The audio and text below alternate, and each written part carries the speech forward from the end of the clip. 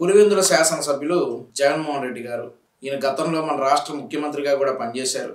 ఈయనకు సూట్ కాని మాటలు, విలువలు, విశ్వసనీయత వీటి గురించి మాట్లాడుతూ ఉన్నాడు. అసలు ఆయన ఏం మాట్లాడాడు, దానికి ఒక తెలుగుదేశం పార్టీ కార్యకర్తగా నేనేమంటా ఉన్నానో ఒకసారి చూద్దాం. గత చరిత్రలో ఇప్పుడు జరగలేదు కదా, ఏకంగా 99% వాగ్దానాలు అమలు చేశారు. ఇప్పుడు జరగలేదు. ఆంధ్ర రాష్ట్ర చరిత్రలో కానీ దేశ చరిత్రలో కానీ ఈ మాదిరిగా మేనిఫెస్టో అన్నది ఒక పవిత్ర గ్రంథంగా భావించి అదొక బైబిల్ గాను, అదొక ఖురాన్ గాను, అదొక భగవద్గీత గాను భావిస్తూ టిక్కు పెట్టమని చెప్పి ప్రతి ఇంటికి పంపించి టిక్కు పెట్టమని చెప్పి ప్రతి అడుగుతూ ఆ ప్రతి అక్క చెల్లెమ్మల ఆశీస్సులు తీసుకుంటూ ఆ ఇంట్లో ఉన్న అవ్వాతాతల దీవెనలు తీసుకుంటూ ఈ రోజు కూడా ఈ మాదిరిగా బట్టలు నొక్కడం, ఈ బట్టలు నొక్కడం, 99% హామీలు అమలు చేశాను, ఈ భ్రమలో ఉండే ఈరోజు కనీసం మీకు 99% సీట్లు కూడా రాలా. జగన్మోహన్ రెడ్డి గారు, మీరు ఎందుకు ఓడిపోయారో మీరు ఒక సమీక్ష పెట్టుకోవాలి. కానీ ఇప్పుడు చంద్రబాబు నాయుడు గారు 2019లో ఓడిపోయారు. ఓడిపోయిన తర్వాత ఇలా ఏడవలా బయటకు వచ్చేసి ఎందుకు ఓడిపోయారు అనేటటువంటి ఒక సమీక్ష ఇంటర్నల్గా పెట్టుకున్నారు. అది మీరు పెట్టుకున్నారో లేదో తెలియదు, పెట్టుకున్నట్టు లేరు. పెట్టుకోవాలి, ముందు ఆ సమీక్ష పెట్టుకోండి. నేను బట్టలు నొక్కాను, నేను 99% హామీలు అమలు చేశాను, సోది కబుర్లన్నీ ఇంకా ప్రజలు నమ్ముతారని ఎలా అనుకుంటా ఉన్నారు జగన్మోహన్ రెడ్డి గారు? నమ్ముతారా ప్రజలు? నమ్మకే కదా మీకు ఈ పరిస్థితి వచ్చింది ఈరోజు. మీరేమో ఇంకా నేను 99% హామీలు అమలు చేశాను, బట్టలు నొక్కాను అంటా ఉన్నారు. ముందు తెలుసుకోండి, మీరు 99% కాదు కదా, 9% హామీలు కూడా మీరు అమలు పరచలా. అందుకే ఈరోజు మీకు 90% సీట్లు ఓడిపోయారు. అది గుర్తుపెట్టుకోండి. ఇంకా అవన్నీ చెప్తా ఉంటారు ఎందుకంటే, అది సరే మీ ఎమ్మెల్సీలకు మీరు ఏ సోది చెప్పుకుంటారు చెప్పుకోండి, కానీ ప్రజలకు చెబితే మాత్రం గట్టిగా ఈసారి ఓటుతో కొట్టారు, ఇంకొకసారి ఇదే కనుక ప్రజలకు చెప్తే దేంతో కొడతారో చెప్పలేము. ఏకంగా 2,70,000 కోట్ల రూపాయలు ఎటువంటి వివక్ష లేకుండా, ఎటువంటి లంచాలు లేకుండా ఏ నెలలో ఏమిస్తామో అని ముందే చెప్పి క్యాలెండర్ ప్రకటించి, నువ్వు క్యాలెండర్ అన్నావు అంటే మళ్ళీ మేము జాబ్ క్యాలెండర్ అంటాం. ఇప్పుడు నువ్వు క్యాలెండర్ అన్నావు, జాబ్ క్యాలెండర్ ఏది?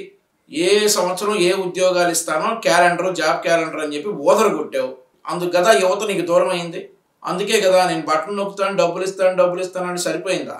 మద్యం తాగేవాళ్ళని తాకట్టు పెట్టావు, ట్రాఫిక్ చలాన్ని తాకట్టు పెట్టావు, ఊళ్ళో ఉన్న ఆస్తులన్నీ తాకట్టు పెట్టావు, రాష్ట్రంలో ఉన్న ప్రభుత్వ ఆస్తులన్నీ తాకట్టు పెట్టావు. తాకట్టు పెట్టేవాడు నేను కూడా ఇస్తా, నువ్వు ఇచ్చేది బొక్క, నేను కూడా ఇస్తా తాకట్లు పెట్టి. ఎవడైనా ఇస్తాడా? 90 ఏళ్ళ అతన్ని తీసుకొచ్చి కుర్చీలో కూర్చోబెట్టి అప్పులు చేసి డబ్బులు అకౌంట్లో కొట్టించుకుని ఈ అనగానే ఎవడైనా ఇస్తాడు. ఆ 2,70,000 కూడా ఇచ్చావా? నిజం చెప్పు. 2,70,000 కోట్లు ఇచ్చావా? నువ్వు ఏమన్నా తెచ్చి ఇచ్చావు? సంపాదించావా? నిజంగా ఇచ్చావా? అందులో నువ్వెంత నొక్కావు? అవన్నీ నువ్వు ఎంత నొక్కావు ఏంటి అనేది మొత్తం ఒక శ్వేతపత్రం వస్తుంది. చంద్రబాబు నాయుడు గారి ప్రభుత్వంలో ఇట్లాంటి నువ్వు చేసినటువంటి అవకతవకలన్నీ కూడా బయటకు తీస్తాం. దాని గురించి తర్వాత మాట్లాడుకుందాం. ఆ 2,70,000 కోట్ల గురించి నువ్వు ఎంత నొక్కావో, ఎంత ఇచ్చావో. నేను అనేది ఏంటంటే, ఇప్పుడు ఏం చేసి ఇచ్చావు? 2,70,000 కోట్లు క్యాలెండర్ ఇచ్చాను అంటున్నావు, మేము జాబ్ క్యాలెండర్ అంటాం, అందుకే ఓడిపోయావు అంటాం. ఈ 2,70,000 కోట్లు నువ్వు సంపాదించి ఇచ్చావా? నువ్వు ఇచ్చేదేంటి? మూలన కూర్చున్న ముసలాయన కూడా ఇస్తాడు ఈ 2,70,000 కోట్లు బట్టలు నొక్కి. ఆ నెలలో అది తప్పకుండా ప్రతి సంవత్సరం తూచా తప్పకుండా ప్రతి సంవత్సరం అది జరిగేట్టుగా చేస్తూ ఏకంగా 2,70,000 కోట్ల రూపాయల వివిధ పథకాల ద్వారా మాట తప్పకుండా జరగడం కూడా గతంలో ఎప్పుడు కూడా చూడలేదు, జరగలేదు. ఇవన్నీ కూడా నేను ఏదైతే చెప్తా ఉన్నానో ఇవన్నీ ఎప్పుడు చూడని మార్పులు, గతంలో ఎప్పుడు జరగని సంస్కరణలు. విద్యారంగంలో అయితేనేమి, వైద్య రంగంలో అయితేనేమి, వ్యవసాయ రంగంలో అయితేనేమి. జగన్మోహన్ రెడ్డి విద్యారంగంలో అయితేనేమి, వైద్య రంగంలో అయితేనేమి అని అంటున్నావు. కోడిగుడ్డు మీద నీ ఫోటో ఎందుకయ్యా? నాకు అర్థం కాదు. కోడిగుడ్డు మీద కొడితే పగిలిపోయి కోడిగుడ్డు మీద ఫోటో వేసుకుని పబ్లిసిటీ పిక్చర్కి పోయి ఈరోజు విద్యారంగంలో మార్పులు తెచ్చానంటున్నావు. ఏంది నువ్వు తెచ్చిన మార్పులు? కోడిగుడ్డు మీద ఫోటోలు వేసుకుని నేను మార్పులు తెచ్చానంటున్నావు. కోడిగుడ్ల మీద ఫోటోలు వేసుకుంటారా? యూనిఫామ్ మళ్ళీ బ్యాగ్ ఇట్లాంటివి చినిగిపోతా ఉంది, షూ ఇట్లాంటివి ఊడిపోతా ఉన్నాయి, ఒక యూనిఫామ్. ఎందుకు జగన్మోహన్ రెడ్డి ఇంత విద్యారంగంలో మార్పులు తెచ్చాను, అక్కడ తెచ్చాను, ఇక్కడ తెచ్చానని చెప్పి వదల కొడతావు? ఒప్పుకో. నాడు నేడు అన్నావు, అందులో ఎన్ని అవకతవకలు జరిగినాయో ఒక శ్వేతపత్రం వస్తుంది, ఒక వారం రోజుల్లోనో 10 రోజుల్లోనో. నీ భాగవతం మొత్తం ప్రజలకు తెలియజేసే బాధ్యత నువ్వు కూటమి ప్రభుత్వం తీసుకుంటుంది. నువ్వేం చేసావు, ఎక్కడ ఎంత నొక్కావు, ఈ నాడు నీళ్ళు ఎంత నొక్కావు, విద్యారంగంలో మార్పులు అంటున్నావు, అక్కడ ఎంత నొక్కావు, కోడిగుడ్లు ఎంత నొక్కావు, చిక్కీళ్ళు ఎంత నొక్కావు, యూనిఫామ్లు ఎంత నొక్కావు, నువ్వు ఎంత నొక్కి ఈరోజు విద్యారంగంలో మార్పులు అంటా ఉన్నావు. నువ్వు నొక్కిన నొక్కుడికి అసలు ఎన్ని కుటుంబాలు బాగుపడతాయి, ఎన్ని స్కూళ్ళు బాగుపడతాయి ఏంటి అనేది మొత్తం ఒక శ్వేతపత్రం వచ్చుద్ది. దానికి సమాధానం చెప్పడానికి సిద్ధంగా ఉండు. ఈ పులిహార కబుర్లు మీ పార్టీ వాళ్ళకే కాబట్టి చెబుతుంది, చెప్పుకో, తప్పులేదు. ఓరి బాబోయ్, అసలు ఈ సామాజిక న్యాయం అనే మాట అనే అర్హత నీకుందా జగన్మోహన్ రెడ్డి? 1,200, 1,300 పేరు చివరి రెడ్లు అనే వాళ్ళకు నువ్వు పదవులు ఇచ్చేసి, నామినేటెడ్ పదవులు ఇచ్చేసి, నువ్వేమో సామంతరాజులను పెట్టి రెడ్లని 4 ప్రాంతాలకు సామంతరాజులను పెట్టి నీ సలహాదారుల్లో రెడ్లను పెట్టుకుని డీజీపీని ఒక రెడ్డిని పెట్టి, సిఎస్ని ఒక రెడ్డిని పెట్టి, ప్రతి డిపార్ట్మెంట్లో అగ్రభాగంలో ఒక రెడ్డిని పెట్టి నువ్వు సామాజిక న్యాయం అనే హక్కు అసలు నీకు ఎక్కడి నుంచి వచ్చింది జగన్మోహన్ రెడ్డి? వామ్మో, మహిళా సాధికారత. ఈ 2019 నుండి 2024లో చనిపోయినంత మంది మహిళలు, అత్యాచారాలకు గురైనటువంటి మహిళలు, ఈ గాంజా బ్యాచ్ చేతుల్లో దాడులకు గురైనటువంటి మహిళలు, అత్యాచారాలకు గురైనటువంటి మహిళలు ఆంధ్రప్రదేశ్ పుట్టిన దగ్గర నుండి ఎప్పుడూ లేరు నాయన. నువ్వు ఇక మహిళా సాధికారత గురించి అవటం మేము వింటాం. మీ ఇంట్లో చేయి మహిళా సాధికారత ముందు. మీ ఇంట్లో నీ చెల్లెలు ఎందుకు వెళ్ళిపోయింది, మీ అమ్మ ఎందుకు వెళ్ళిపోయింది, ఈ చెప్పు. ఈటి చెప్పు మహిళా సాధికారత. నీ ఇంట్లో ఆడపిల్లలకు న్యాయం చేయి. మీ చెల్లెలు సునీత బోరుమంట 5 సంవత్సరాలు ఏడ్చింది, చంపినోడు కాపాడుకుంటూ వస్తున్నాడు జగన్మోహన్ రెడ్డి అని. మీ ఇంట్లో మీ చెల్లెలు నీ కోటేయమనలేదు, మీ అమ్మ నీ కోటేయమనలేదు, మీ పిన్ని నీ కోటేయమనలేదు, మీ పిన్ని కూతురైనటువంటి మరో చెల్లెలు నీ కోటేయమనలేదు. నువ్వు మహిళా సాధికారత గురించి ఇంకా కబుర్లు చెప్తున్నావు అంటే జగన్మోహన్ రెడ్డి మారు. అసలు ఎందుకు ఓడిపోయావో తెలుసుకో. కనీసం 2029లో పోటీలో కన్నా నిలుస్తావేమో చూద్దాం. నువ్వు మహిళా సాధికారత గురించి అవటం, మీ ఎమ్మెల్సీలు అందరూ ఏంటో అవి తీసుకొచ్చి మన జనాలకి విష ప్రచారాలు చేయటం. ఎప్పుడు జరగని చూడని సంస్కరణలు కూడా తీసుకొచ్చు. అవునులే, ఇవన్నీ ఏదైతే చెప్తా ఉన్నానో ఇవన్నీ మనం చేసి చూపించి ప్రజల మన్ననలు పొందిన తర్వాతే ఎన్నికలకు వెళ్ళాలి. ఎన్నికల్లో ఏమైందో తెలియదు. ప్రజల మన్ననలు పొందలా, ప్రజల చీత్కారాలు, ప్రజల చివాట్లు, ప్రజలకు దొరికితే చెప్పు దెబ్బలు కొట్టేవాళ్ళు మీ మంత్రుల్ని, మీ ఎమ్మెల్యేని. ఆల్రెడీ కొన్ని చోట్ల కొట్టారు, నిన్ను కూడా కొట్టారు. నీకు కూడా చెప్పు దెబ్బలు పడినాయి. ఆ గులకరాయి ఏదో నువ్వేయించుకున్నావో, నీ మీద కాలినోడు వేసాడు, ఆ గులకరాయి దాడులు పడినాయి. అది ప్రజల మన్ననలు పొందలా. నువ్వు ఇంకా ప్రజల మన్ననలు పొందాను. ప్రజల మన్ననలు పొందిన తర్వాతే ఎన్నికలకు వెళ్ళాలి. ఎన్నికల్లో ఏమైందో తెలియదు. 5 సంవత్సరాలు ఎన్నికల్లో ఏమైందో తెలీదా? చెబుతా. ఆయన ఎన్నికల్లో ఏమైందంటే ఉద్యోగస్తులు లాగి కొట్టారు, మహిళలు చాచి కొట్టారు, యువకులు కొంచెం బలంతో ఎగిరి కొట్టారు, వృద్ధులు వాళ్ళకున్న బలంతో వాళ్ళ చేతికరతో కొట్టారు. మొత్తంగా చూస్తే ఆంధ్రప్రదేశ్ రాష్ట్ర ప్రజలందరూ కూడా ఎగిరి తన్ని ప్రతిపక్ష హోదా కూడా లేకుండా చేశారు. నేను ఎన్నికల్లో ఏమైందో తెలీదా? అది అయింది ఎన్నికల్లో. కళ్ళు మూసుకుంటే అయిపోయింది 5 సంవత్సరాలు. కరెక్ట్ చెప్పేవా? నువ్వు కళ్ళు మూసుకున్నావు, డీజీ కళ్ళు మూసుకున్నాడు, సిఎస్ కళ్ళు మూసుకున్నాడు, అందరూ కళ్ళు మూసుకుని అదేదో ఉందంటారు, పిల్లి కళ్ళు మూసుకుని పాలు తాగుతా ఎవరు చూడట్లేదు అనుకుంటారు. కానీ ఆంధ్రప్రదేశ్ రాష్ట్ర ప్రజలందరూ నువ్వు కళ్ళు మూసుకున్న సంగతి చూసి, నువ్వు చేసేటటువంటి ఘనకార్యాలన్నీ చూసి, నువ్వు చేసేటటువంటి రాజకార్యాలన్నీ చూసి, నీ కార్యకర్తలు, నీ నాయకులు చేసేటటువంటి లుచ్చా పనులన్నీ చూసి, నీ తొత్తులుగా ఉన్నటువంటి కొంతమంది అధికారులు చేసేటటువంటి యదవ పనులన్నీ చూసి ఎలక్షన్స్లో సాహసి పెట్టి కొట్టారు. ఇది వాస్తవం. దట్ ఈస్ వాస్తవం. మళ్ళీ 2024 నుంచి 2029 కూడా అదే మాదిరిగానే కళ్ళు మూసుకుంటే 2029 కూడా కళ్ళు మూసుకుంటే వచ్చేస్తుంది. ఇక్కడ 2029 కళ్ళు మూసుకుంటే వచ్చేస్తుంది అంటున్నావు కదా, నీ కళ్ళు తెరిపిస్తాం. ఆంధ్రప్రదేశ్ రాష్ట్రాన్ని అభివృద్ధి పదంలోకి నడిపి నీ కళ్ళు తెరిపిస్తాం. అమరావతిని ఏకైక రాజధానిగా నిర్మించి నీ కళ్ళు తెరిపిస్తాం. ఈ రోజే చంద్రబాబు నాయుడు గారు మెగా డిఎస్సి మీద, ల్యాండ్ టైటిలింగ్ యాక్ట్ మీద, అన్నా క్యాంటీన్ మీద, పెన్షన్ 4000 పెంచడం మీద, స్కిల్ డెవలప్మెంట్ మీద 5 సంతకాలు చేశారు. ఇట్లాంటి సంతకాలు చాలా ఉంటాయి. పాలన అంటే ఇలా చెయ్యాలి అని చెప్పేసి నీ కళ్ళు తెరిపిస్తాం. నీతో పాటు నీ కార్యకర్తల కళ్ళు కూడా తెరిపిస్తాం. ప్రేమతో వాళ్ళ ఓట్లు కూడా ఈసారి మాకు పడేలా మా పాలన ఉంటది. అంత ప్రేమగా మా పాలన ఉంటది. ఈసారి కళ్ళు మూసుకుంటే అయిపోతాయా? నువ్వు కళ్ళు మూసుకోబట్టే కదా, కళ్ళు మూసుకున్నట్టు నటించబట్టే కదా ఇదంతా. 2024 నుండి 2029 వరకు నువ్వు కళ్ళు మూసుకుంటే అయిపోతుందని అనుకుంటున్నావు.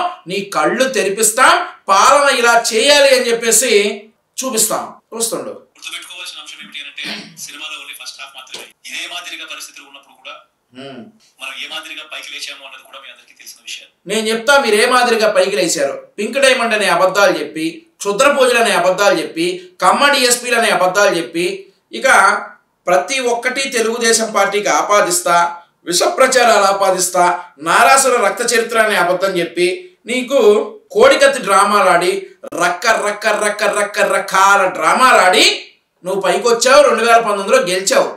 ఈసారి యముడు ఉన్నాడు అక్కడ, బెండు తీస్తాడు. ఎవరు? మంత్రి గారు. మంగళగిరి నుంచి 91,000 ఓట్ల చిల్లరతో గెలిచారు కదా మినిస్టర్ నారా లోకేష్ గారు. 91,413 ఓట్ల భారీ మెజారిటీతో గెలిచినటువంటి నారా లోకేష్ గారు ఉన్నారు కదా. ఈసారి అసత్య ప్రచారాలు చేసిన, పిచ్చి పిచ్చి ఆశాలు వేసిన, శవ రాజకీయాలు చేసిన, మీ బాబాయిల్ని మీరే చంపుకుని మా మీదకి నెట్టిన, మీ చేతులు మీరే పొడుచుకుని మా మీదకి నెట్టిన తోలు తీస్తాడు. అర్థమవుతా ఉందా? నిజమైన రాజకీయం చెయ్యి, అంతేగాని కల్తీ రాజకీయం చేయకు. కల్తీ రాజకీయం అంటే నీ బాబాయ్ నువ్వే చంపుకొని మా మీద నెట్టం, నీ చెయ్యి నువ్వే పుడుచుకుని మా మీద నెట్టం. ఇట్లాంటి కల్తీ రాజకీయాలు మానుకోకపోతే నారా లోకేష్ గారు డ్యూటీలో ఉన్నారు, బెండ్ తీస్తారని చెప్పి ఈ సందర్భంగా తెలియజేస్తా ఉన్నా. మీ అందరికీ చెప్తా ఉన్నా, ఇంకేం చెప్తారు? ప్రజల్లో ఈ రోజు మనం చేసిన మంచి ఉంది, బొక్క ఉంది. ఏందా మీరు చేసిన మంచి? ఏముంది మీరు చేసిన మంచి? లీటర్ పెట్రోల్కి 15 రూపాయలు ఎక్కువ దొబ్బటం, కరెంటు ఛార్జీలు 7 సార్లు 9 సార్లు పెంచడం, ఆర్టీసీ ఛార్జీలు 7 సార్లు 9 సార్లు పెంచడం, పప్పు ఉప్పు పంచదార కారం నెయ్యి నూనె అన్నీ పెంచడం, ఇదా మీరు చేసిన మంచి? తంతారు మళ్ళీ మాట్లాడితే మంచా బొక్క? ప్రజల్లో ఈ రోజు మనం చేసిన పాలన మీద విశ్వసనీయత అనే పదానికి అర్థం ఈ రోజు కూడా ప్రజల్లో ఉంది. వామ్మో, అసలు నీకు విశ్వసనీయత అనే అర్థం అనే పదం అనే అర్హత ఉందా జగన్మోహన్ రెడ్డి? విశ్వసనీయత అనే పదం నువ్వు ఉచ్చరించే గడపకు మనం చేసిన మంచి ఇంకా ప్రజల్లో బతికే. మరి ఇవన్నీ ఉన్నప్పుడు మళ్ళీ మనం లేయడం కూడా తథ్యం, కాకపోతే కొంచెం టైం పడుతుంది. ఏంది ఓ 20-30 సంవత్సరాలు పట్టుద్దా లేయడానికి? మనం లేయడానికి ఓ 20-30 సంవత్సరాలు. ఆ టైం ఇచ్చినప్పుడు, అది జరిగినప్పుడు, పాపాలు పండినప్పుడు ఖచ్చితంగా మళ్ళీ మనం పైకి లేస్తాం. నువ్వు ఒకటి అంటావు, పాపాలు పండినప్పుడు అంటావు. మేము నువ్వు చేసిన పాపాలన్నీ మరి గుర్తు చేస్తాం. తోట చంద్రయ్య పీక కోసావు, ఆ పాపం పండలా? ఆయన మాచర్ల ఎమ్మెల్యే ఊర్లు పట్టుకు తిరిగాడు, పాపం పండబట్టేగా ఊళ్ళు పట్టుకు తిరిగింది.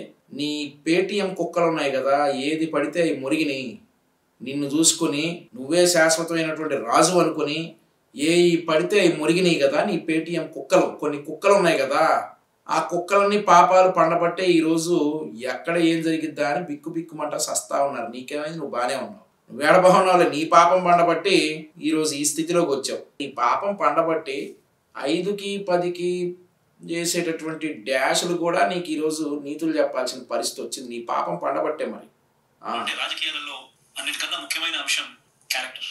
అరే నాయనా, వేసేసాడరా బాబోయ్, వేసేసాడరా అన్నయ్య. అన్నిటికంటే ముఖ్యమైన అంశం క్యారెక్టర్ అంట. గుర్తుపెట్టుకోండి అందరూ కూడా, అన్నిటికంటే ముఖ్యమైన అంశం క్యారెక్టర్ అంట. ఈ పదాలకు అర్థం తెలిసి ఉండడం రాజకీయాలలో చాలా అవసరం. అవునులే, ఈ పదాలకు అర్థం తెలిసి ఉండడం చాలా అవసరం. అందుకే ఈరోజు పట్టం కట్టింది చంద్రబాబు నాయుడు గారికి. ఈరోజు చూసావా, ఆయన అమరావతి వెళ్తా ఉంటే, ఆయన సెక్రటరేట్కి వెళ్తా ఉంటే గులాబీ పూలతోటి మొత్తం కవర్ అయిపోయింది, మొత్తం అమరావతి రాజధాని మొత్తం. ఇన్ని రోజులు అసలు విశ్వసనీయత క్యారెక్టర్ అని చెప్పి నీలాగా నమ్మించి గొంతులు కోసేదాన్ని విశ్వసనీయత క్యారెక్టర్ని అనరు. చంద్రబాబు నాయుడు గారు అసెంబ్లీకి వెళ్తే బ్రహ్మరథం పట్టారు జనం, దాన్ని అంటారు విశ్వసనీయత అని. ఆయన మీద విశ్వాసం అట్లాంటిది, నువ్వేదో పొడుతావు అని చెప్పి ఆ విశ్వాసాన్ని నీ మీద ఇంకా పెట్టుకున్నారు. దాన్ని నువ్వు పూర్తిగా వేసేసావు. ఇక నువ్వు విశ్వసనీయత క్యారెక్టర్ల గురించి మీ ఎమ్మెల్సీలకు చెప్పుకోగానే ప్రజలకు చెప్పక డాష్తో నవ్వుతారు. రైట్, మళ్ళీ చెప్పు. మేము గత 5 సంవత్సరాలు ఇదే జగన్మోహన్ రెడ్డి చెబుతుంది నీకు, రాజకీయాలంటే ఎల్లవేళలా అధికారమే కాదు, కొంచెం భూమి మీద ఆగు, కొంచెం భూమి మీద నిలిచే పనులు చేయి, నీ వాళ్ళకి చెప్పు. రాజకీయం అంటే ఎల్లవేళలా అధికారమే కాదు అని మేము అదే చెబుతుంది. రాజకీయం ఒక చదరంగం, మేము అదే చెప్పాము నీకు. రాజకీయం ఎల్లవేళ నువ్వే అధికారంలో ఉండవు అని చెప్పేసి నీకు 5 సంవత్సరాల క్రితం నుండి చెబుతానే ఉన్నాం, నువ్వు వినిపించుకోలా. నేనే అధికారంలో ఉంటానని చెప్పేసి నీ ఇష్టం వచ్చినట్టు వ్యవస్థలను నాశనం చేసావు, నీ ఇష్టం వచ్చినట్టు అవినీతి చేసావు, నీ ఇష్టం వచ్చినట్టు అక్రమాలు చేసావు, నీ ఇష్టం వచ్చినట్టు దౌర్జన్యాలు చేసావు. అవన్నీ చిట్టా తీస్తాం. నువ్వు చేసినటువంటి నాశనాలు, నువ్వు చేసినటువంటి దౌర్జన్యాలు, నువ్వు చేసినటువంటి అవినీతి, నువ్వు చేసినటువంటి అక్రమాలన్నీ చిట్టా తీసి బెండు చేస్తాం. ఎవడెవడైతే ఇందులో ఉన్నాడో అనేది నువ్వు గుర్తుపెట్టుకోవాలి. మేము గత 5 సంవత్సరాలుగా రాజకీయాలంటే కేవలం అధికారం కాదు అని చెప్పేసి చాలా సందర్భాల్లో కనీసం రోజుకి 2 సార్లు అయినా కానీ నీకు గుర్తు చేశాం, నువ్వు వినిపించుకోలా. నేనే ఉంటాను, ఇక ఆంధ్రప్రదేశ్ మొత్తం నాకు రాసిచ్చేశారు అన్నట్టు నీ ఇష్టం వచ్చినట్లు నాటకాలు ఆడావు. అవన్నీ ఈరోజు పాపాలు పండినాయి కాబట్టి నువ్వు ఎవరో ఈ స్టేజ్లో ఉన్నావు, ఇంకా నువ్వు కబుర్లు చెబుతా ఉన్నావు. అధికారంలో లేనప్పుడు కష్టాలు ఖచ్చితంగా వస్తాయి, కానీ ఖచ్చితంగా కష్టాలు వచ్చినప్పుడు మనం ఖచ్చితంగా ఏ రకంగా రియాక్ట్ అవుతాం అన్నది మన చేతుల్లో ఉంది. విశ్వసనీయత లేని మనిషిగా రాజకీయాలు చేద్దామా? నువ్వు చేసింది అదే కదా. 2014 నుండి 24 వరకు నువ్వు విలువలు విశ్వసనీయత లేని మనిషిగానే రాజకీయాలు చేసావు. ఇప్పటికైనా మారు, రివ్యూ చేసుకో ఎందుకు ఓడిపోయావో, ఎక్కడ దెబ్బతిన్నావో చూడు, రివ్యూ చేసుకో ఎందుకు ఓడిపోయావు. నువ్వు చేయబట్టే ఈరోజు ఇలా ఉంది మీ బాధ. అది సరే కానీ తాడేపల్లిలో మన వైఎస్ఆర్ కాంగ్రెస్ పార్టీ ఆఫీస్ ఉంది కదా, అద్దాల మేడ, అలాగే రెంట్ కట్టలేదంటే ఏంటి? రెంట్ కట్టకుండా ఖాళీ చేశారంట. వాడు పాపం లబోదీపం అంటా ఉన్నారు. ముందు వాళ్ళు రెంట్ కట్టి రాజకీయాల్లో విలువలు విశ్వసనీయత గురించి మాట్లాడు. వాడు అద్దె చెల్లించలేదంట. నీ ఇంటి పక్కన పెట్టుకున్నావంట వైఎస్ఆర్ కాంగ్రెస్ పార్టీ కేంద్ర కార్యాలయం. వాళ్ళ అద్దె చెల్లించి ముందు, వాళ్ళ అద్దె చెల్లించి ఆ తర్వాత నువ్వు విలువలు విశ్వసనీయత గురించి మాట్లాడు. అద్దాల మేడ అద్దె చెల్లించి ముందు, ఆ తర్వాత మాట్లాడు విలువలు విశ్వసనీయత ఇంకేమన్నా ఉంటే. వచ్చినప్పుడు కష్టాలను ఎదుర్కొని ఉందగా నిలబడుతూ మళ్ళీ 5 సంవత్సరాలు కళ్ళు మూసుకుంటే 5 సంవత్సరాలు అయిపోతాయి. మళ్ళీ 5 సంవత్సరాల తర్వాత మన పాలన వస్తుంది, మన ప్రభుత్వం వస్తుంది. అప్పుడు మళ్ళీ మనమే ఆందోళన ఎక్కుతాం అన్నది కూడా గుర్తుపెట్టుకుని అడుగులు వేస్తామా అన్నది. గాంధీ గారు కలలు కనమన్నారు, కథలు మింగమనలేదు. నీ పాలన వస్తుంది, సరే వస్తే. ఇదే మన ప్రభుత్వం అధికారంలో ఉన్నప్పుడు కులం చూడలేదు, మతం చూడలేదు, ప్రాంతం చూడలేదు, మళ్ళీ రాజకీయాలు చూడలేదు. చివరికి ఏ పార్టీకి ఎవరు ఓటు వేశారు అన్నది కూడా చూడకుండా 1200 మంది రెడ్లని నామినేటెడ్ పదవుల్లో పెట్టాం. సిఎస్ చీఫ్ సెక్రటరీని రెడ్డిని పెట్టాం, డీజీపీని రెడ్డిని పెట్టాం. నీ పక్కన వచ్చే పుచ్చు సలహాలు ఇచ్చే సలహాదారుని రెడ్డిని పెట్టాం. అది చాలన్నట్టు ప్రతి యూనివర్సిటీలో వైస్ ఛాన్సలర్ని రెడ్డిని పెట్టాం. నీ కుట్లేసినటువంటి చేతికి కుట్లేసినటువంటి డాక్టర్ని ఏదో పదవిలో పెట్టాం. ఎవరికి చెబుతావయ్యా నువ్వు కులాల గురించి మతాల గురించి? కులం చూడలేదు, మతం చూడలేదు, చెప్పించు కొడతారు జనం. ఇంకా కోత కూస్తే అందుకదు నేను దించింది. సరే కానీ మీ భార్య భారతీ రెడ్డి గారు నడుపుతున్నటువంటి పేపర్లో ఈరోజు ఈ వైఫ్ కంట్రోల్ నడుస్తున్నటువంటి దీనికి సమాధానం చెప్పాయా ముందు. సొంత సామాజిక వర్గానికే చంద్రబాబు ప్రాధాన్యత ఇచ్చారు. కమ్మకు 15, కాపులకు 4 మంత్రి పదవులు. కమ్మకు 15 మంత్రి పదవులు ఇచ్చారా? అసలు అర్థం ఉందా జగన్మోహన్ రెడ్డి? 33 మంది కమ్మ డిఎస్పీలు అన్నావు. ఎన్ని రోజులు ఏడుస్తారా ఆ కమ్మ కులం మీద? ఎందుకంత అబద్ధపు ప్రచారాలు చేస్తారు? అన్ని విష ప్రచారాలు ఎందుకు చేస్తారు? కమ్మకు 15 మంత్రి పదవులు ఇచ్చారా? నీకు స్టేజ్ మీద కనిపిస్తా ఉన్న వాళ్ళు కూడా కమ్మలాగా కనిపిస్తా ఉన్నారా? నరేంద్ర మోదీ చౌదరి, అమిత్ షా చౌదరి, రజనీకాంత్ చౌదరి, చిరంజీవి చౌదరి, పన్నీర్ సెల్వం చౌదరి, ఈ కూడా కమ్మాళ్లే వచ్చారని చెప్పు. నిన్న ఆ స్టేజ్ మీద ఉన్న ఆహ్వానితులు కూడా కమ్మాళ్లే అని చెప్పు, నమ్ముతారేమో నీ గొర్రెలు. అందుకదు నీ పేపర్ స్టే మీద ఉంది. నువ్వు మళ్ళీ కులం చూడలేదు, మతం చూడలేదు, ప్రాంతం చూడలేదు అంటావా? ఏడా 15 మంది కమ్మ ఏమా భారతిరెడ్డి చెప్పు. ఎంత విష ప్రచారం! ఒక వైరస్ వస్తే దాన్ని కమ్మ కులంతో పోలుస్తారు. ఇంకా ప్రజలు మిమ్మల్ని చెప్పు తీసుకు రోడ్ల మీద కొట్టక ముందే మారండి. ఎక్కడ 15 మంది కమ్మ మంత్రులు? మళ్ళీ నువ్వు విలువలు విశ్వసనీయత గురించి నువ్వు క్లాస్ నీయటం. ఆ గొర్రెలు ఎమ్మెల్సీలుగా ఉన్నటువంటి గొర్రెలు నీ ముందు కూర్చొని తలవపటం సిగ్గుండాల. సామాజిక వర్గాల గురించి ప్రాంతాలు చూడంటే కులం చూడండి ఈ పెద్ద మనిషి.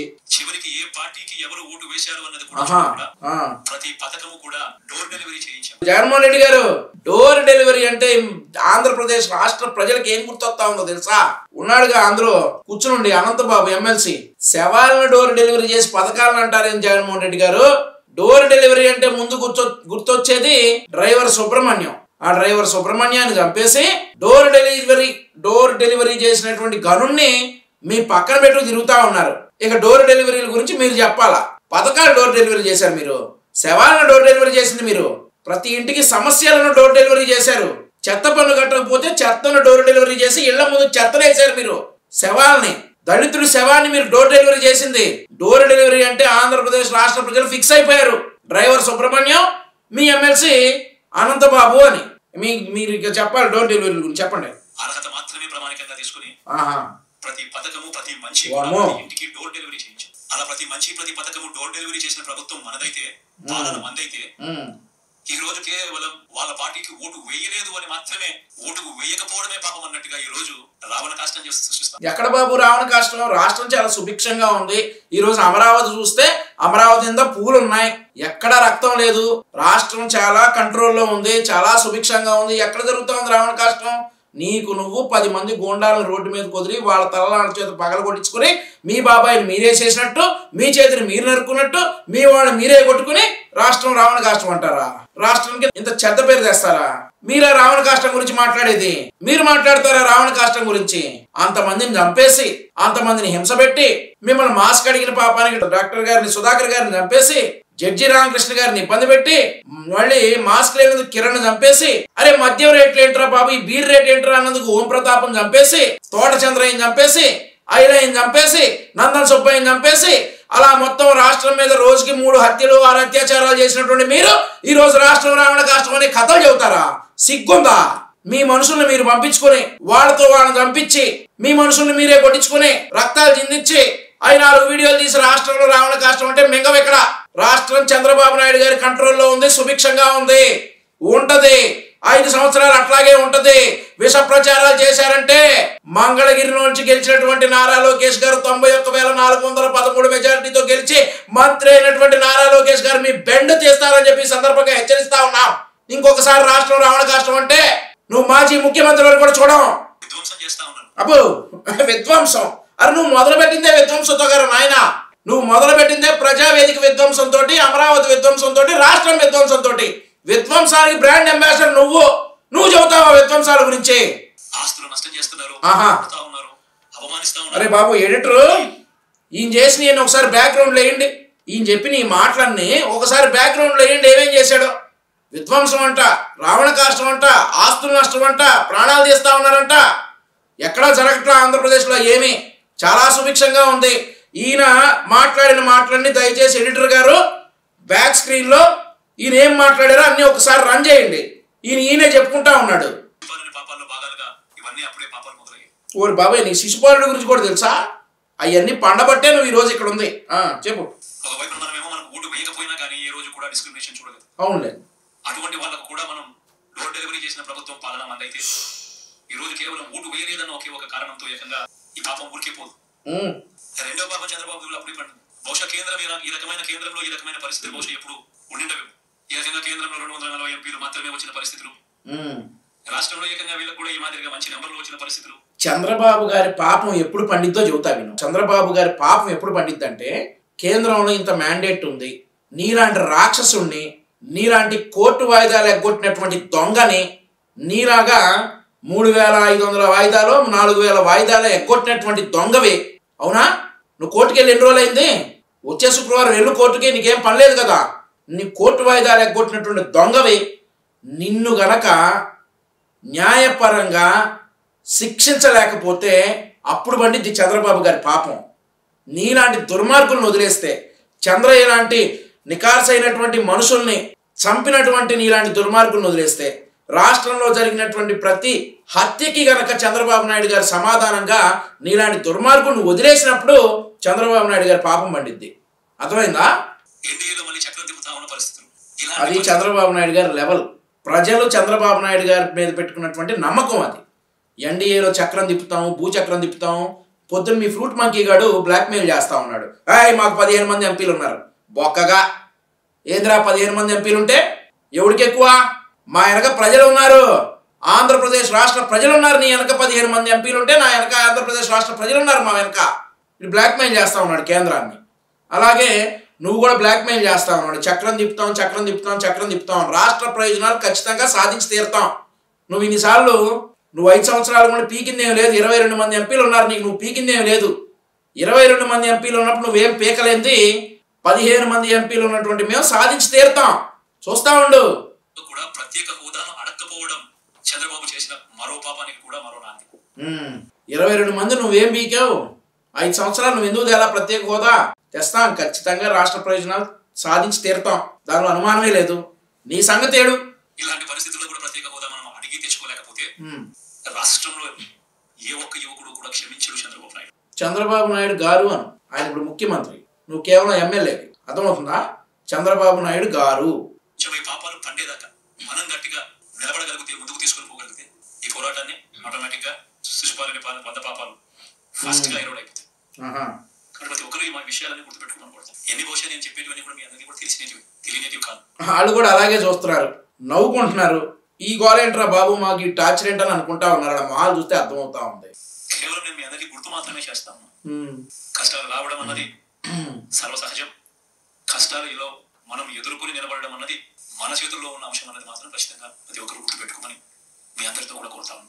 శాసనసభలో, చట్టసభలో మీ సభే అన్నిటికన్నా ముఖ్యమైన సభ అవుతుంది.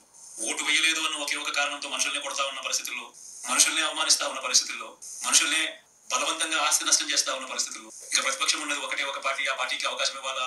జగన్మోహన్ రెడ్డి, నీకు అర్థం కావట్లేదేమో. ప్రతిపక్షం లేదు, నువ్వు ప్రతిపక్ష నాయకుడిని అనుకుంటున్నావేమో.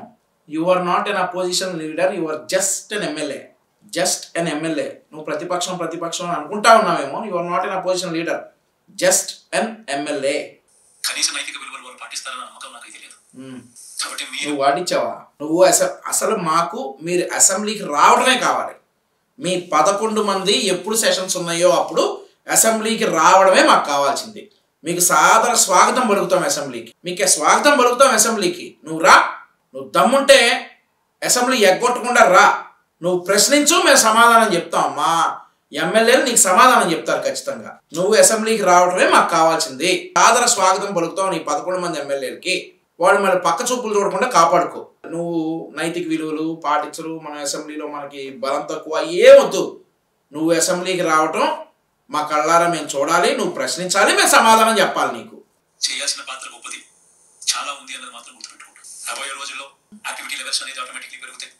రాష్ట్ర వ్యాప్తంగా ఉన్న కార్యకర్తలందరినీ ఎవరైతే వాళ్ళు ఇబ్బందులు పెట్టారో ఖచ్చితంగా వాళ్ళందరికీ మనోధైర్యం ఇస్తూ వాళ్ళ గ్రామాలకు వెళ్ళి వాళ్ళకు తోడుగా ఉండే కార్యక్రమాలు చేసే కార్యక్రమాలు జరుగుతాయి.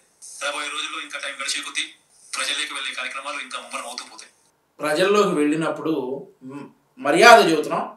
వాడు కొడితే మాత్రం మా బాధ్యత లేదు. మేము మా చంద్రబాబు నాయుడు గారు మీకు గ్యారంటీ ప్రొటెక్షన్ ఇస్తారు. మీరు ప్రజల్లోకి వెళ్ళాలి. మీరు ఒక ఎమ్మెల్యేగా, గతంలో ఒక అధికార పార్టీగా మీకు ఆ హక్కు ఉంది. మీరు ప్రజల్లోకి వెళ్ళొచ్చు. కానీ ప్రజలు చాలా కోపంగా ఉన్నారు. మీకు వాడు కనుక మిమ్మల్ని కొడితే మా బాధ్యత కాదు, గుర్తుపెట్టుకోండి. మళ్ళీ మేము కొట్టించామని మాత్రం అనొద్దు. ముందే చెప్తా ఉన్నా, ప్రజల గ్యారంటీకి తిరగబడతారు.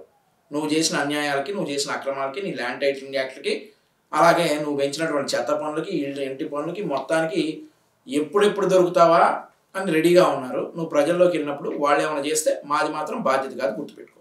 చివరికి ప్రజల్లోనే ఉంటాం. ప్రజలతో కలిసి పోరాడే కార్యక్రమం వేగంగా. ప్రజలతో కలిసి పోరాడరు మీరు, ప్రజలతో పోరాడతారు, గుర్తుపెట్టుకోండి. ప్రజలతో పోరాడతారు మీరు. ప్రజలతో కలిసి అనేది డిలీట్ చేయి. ఎందుకంటే ప్రజలు విసిగిపోయి ఉన్నారు నువ్వు చేసినటువంటి పనులకి. ప్రజలు చాలా ఇదిగా ఉన్నారు. ప్రజలతో పోరాడాల్సి వచ్చింది.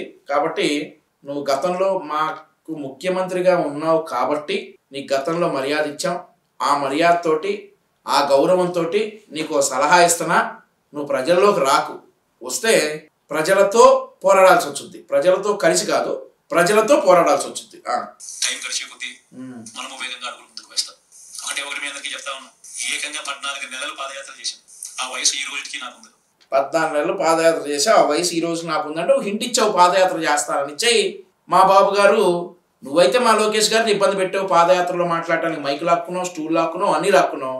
కానీ మా పెద్ద ఆయన ఏంటంటే రాజ్యాంగాన్ని అనుసరించి నడుచుకునేటువంటి వ్యక్తివి కాబట్టి ఒక ఎమ్మెల్యేగా, గతంలో ముఖ్యమంత్రిగా నీకు పాదయాత్ర చేసే అవకాశం గ్యారంటీకి ఇస్తారు. చెయ్యి. కానీ మేము చెప్పినట్లు నిన్ను గనక ప్రజలు నీ మీద ఎదురు తిరిగితే మాది బాధ్యత కాదు.